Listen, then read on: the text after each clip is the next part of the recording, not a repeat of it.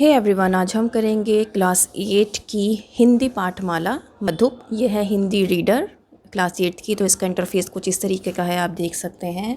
और इसमें कंटेंट्स कितने हैं ये भी मैं आपको दिखा देती हूँ, कंटेंट्स कौन कौन से हैं। तो आप यहाँ देख सकते हैं, सबसे पहला चैप्टर है भविष्य, देन असलियाचक, संसार सागर के अनाम नायक।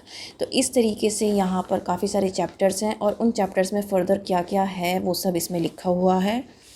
देन आप यहाँ पर भी देख सकते हैं, कुछ चैप्टर्स के नेम यहाँ पर भी हैं। देन आप यहाँ पर भी देख सकते हैं।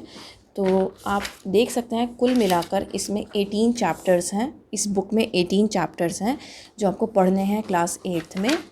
तो हमारा जो फर्स्ट चैप्टर है वो है भविष्यत। भविष्य आपको पता ही है, फ्यूचर, राइट।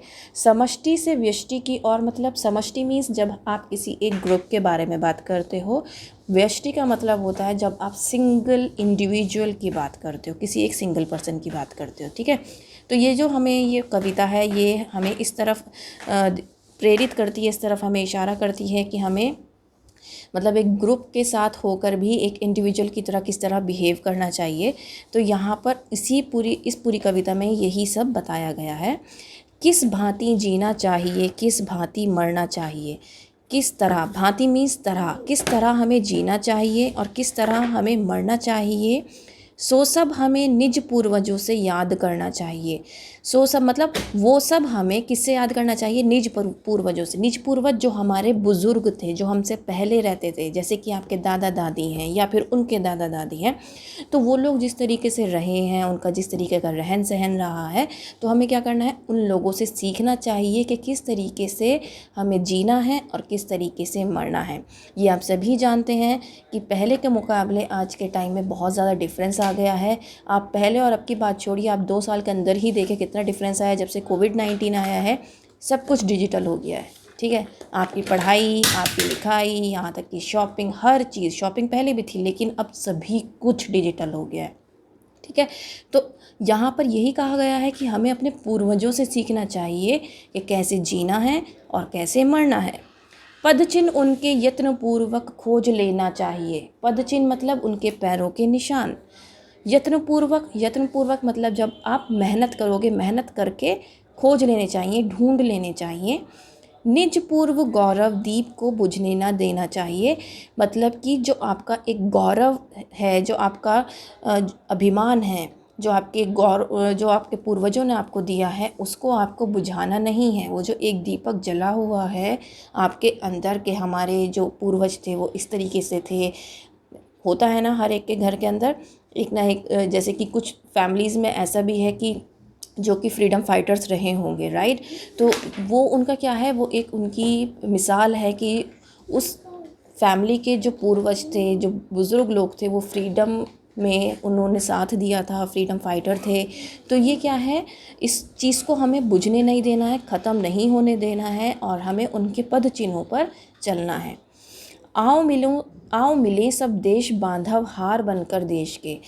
आओ सब मिले हम देश बांधव हार, मतलब देश बांधव हार का मतलब होता है कि एक साथ देश को बांधकर चलने वाले। जिस प्रकार हम एक हार किसी को पहनाते हैं और वो पूरा बंधा हुआ होता है, उसी प्रकार देश बांधव हार का है कि देश को बांधकर चलना है हमें, ठीक है। यहाँ पर इसका जो मीनिंग है वो ये है। साधक बने सब प्रेम से सुख शांति में उद्देश्य के।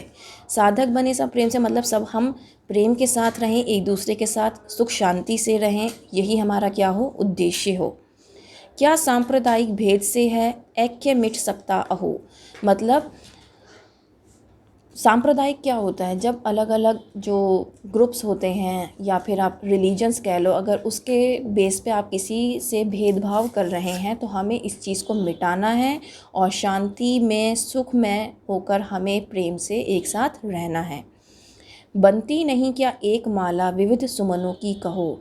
तो उन्होंने यहाँ पर ये अतिशयोक्ति कहा है। अतिशयोक्ति का मतलब होता है बढ़ा चढ़ाकर बात कही है कि जिस तरीके से अलग अलग, सुमन मीन्स आपको पता है सुमन होता है फूल, अलग अलग, विविध मीन्स अलग अलग अलग अलग फूलों की एक माला बनाई जाती है, वो भी तो अलग अलग फूल एक साथ रहते हैं एक माला के अंदर, उसी तरीके से क्या हम इंसान भी अलग अलग ग्रुप के होकर, अलग अलग समुदाय के होकर एक जगह नहीं रह सकते मोहब्बत के साथ, प्रेम के साथ? तो यहाँ पर कवि ने ये बात बोली है। प्राचीन हो कि नवीन छोड़ो, रूढ़ियाँ जो हो बुरी। अब जो लोग कहते हैं कि प्राचीन हो, तुम नए जो आज के ज़माने में तुम जी रहे हो, तो तुम जो पुरानी चीज़ हैं, जो पुरानी तुम्हारी सोच है, उस सबको छोड़ो क्योंकि वो बुरी होती हैं। बनकर विवेकी तुम दिखाओ हंस जैसी चातुरी। अब उन्होंने कहा कि तुम विवेकी बनो, मतलब तुम समझदार बनो और दिखाओ कि हंस, जैसे हंस को कहा जाता है कि वो बहुत चतुर होता है, तो तुम अपनी चतुरता को दिखाओ और उस चीज़ को आप उनको दिखाओ कि जो प्राचीन बातें हैं, जो पुरानी बातें हैं, जो उसमें ही भलाई है, क्योंकि उनके जो विचार हैं वो बिल्कुल अलग हैं, ठीक है। और वो सबसे अलग होने के कारण उनमें एक अलग ही बात होती है, क्योंकि वो बड़े लोगों की कही हुई बात होती है, बुज़ुर्गों की बात कही हुई होती है, और वो बहुत सोच समझ कर परख कर बातों को कहते हैं। जैसी अवस्था हो जहाँ वैसी व्यवस्था ठीक है। यहाँ पर कवि ये कहना चाहता है कि आप जिस जगह पर जिस तरह के लोगों को देखो, जिस तरह की व्यवस्था को देखो, उसी तरह की बातों को करो, उसी तरह का क्या करो, अवस्था क्रिएट करो, राइट। मुख से ना होकर चित्त से देश अनुरागी हो सदा। मुख से ना होकर मतलब तुम बोलो मत कि मैं देश प्रेमी हूँ, देश अनुरागी मतलब देश को प्रेम करने वाला, कि मैं, तो आपको क्या करना है, आत्मा से बताना है कि आप देश प्रेमी हो। आपको मुंह से नहीं बोलना है कि भाई मैं देश प्रेमी हूँ, गाते नहीं फिरना है कि भाई मैं देश प्रेमी हूँ, देश के लिए कुछ भी कर सकता हूँ। आपको अपने मन से देश को प्रेम करना है और हमेशा देश अनुरागी होकर रहना है सब स्वदेशी बंधु उनके दुख भागी हो सदा। जो आपके अपने स्वदेशी लोग हैं, जो आपके अपने देश के लोग हैं, उनके दुख में साथ दो उनका, देकर उन्हें सहाय भरसक, मतलब सहाय मीन्स यहाँ पर है सहायता, भरसक मतलब भरपूर, उनको भरपूर सहायता दो। सब विपत्ति व्यथा हरो, मतलब जो उनके ऊपर कोई विपत्ति आए, दुख आया है, तो उसको क्या करो, उनको उस चीज़ से बाहर निकालो, उनको उबारो। मतलब उनको किसी चीज़ की सहायता की ज़रूरत है तो उनकी भरपूर सहायता करो और उनकी जो दुख में, तकलीफ़ में उनकी मदद करो। किसकी मदद करो? अपने स्वदेशी बंधुओं की, अपने लोगों की। निज दुख से ही दूसरों के दुख को अनुभव करो, मतलब जब आप खुद दुखी होते हो तो तब आप अच्छे से समझ पाते हो कि सामने वाले का दुख कितना बड़ा है।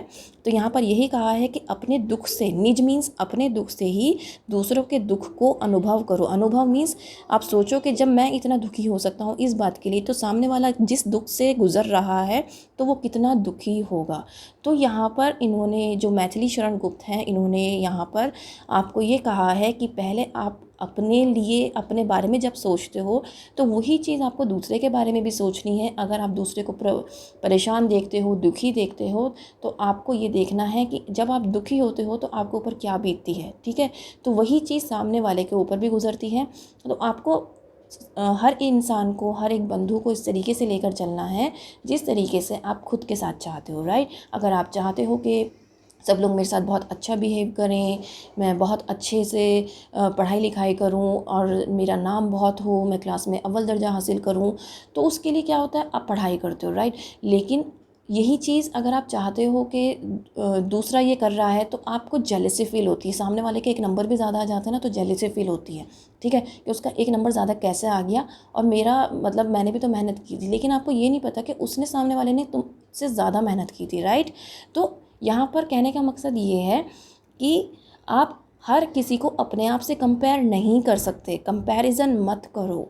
आप बस ये देखो कि आप जो कर रहे हो उसमें आप अपना 100% दो, और सामने वाला कितना दे रहा है वो आप नहीं जानते, लेकिन उसको उसमें साथ दो, उसकी खुशी में खुश हो, उसके दुख में दुखी हो, ठीक है। उसका, अगर वो दुखी है तो उसमें दुखी हो जाओ और उसको संभालो कि भाई आप ये कर सकते हो, राइट। तो ये कविता मैंने अपनी तरफ से पूरी कोशिश की है कि मैं अच्छे से आपको समझा पाऊँ। अगर फिर भी कोई कमी रह गई हो, आपको कुछ समझ में ना आया हो, तो आप पूछ सकते हैं, मैं हमेशा आपके लिए अवेलेबल हूँ। That's all for now, thank you.